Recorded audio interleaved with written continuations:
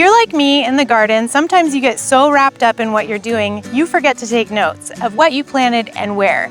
You have the best record keeper imaginable right in your pocket, your phone.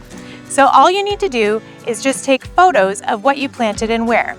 You can lay your seed packets down next to where you planted so that you remember what it was you planted. That way you have a timestamp and a record of when you planted and what it was. This is also a great way to keep track over the course of the season of how things did in your garden.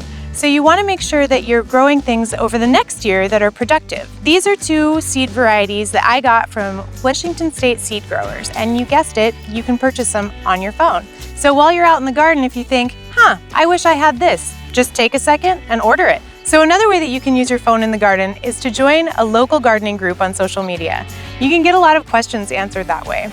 You have a lot of expertise and other beginning gardeners on there as well. There are several plant ID apps available online as well. If you download one of those on your phone, all you need to do is take a snap of what's in your garden and it can ID what that is. At the end of the year, you go through your photo gallery and you have a record there of everything that you planted and what did well. What's great about that is you can go through it and pick for next year, and at the end of the year, you have a photo gallery that's beautiful.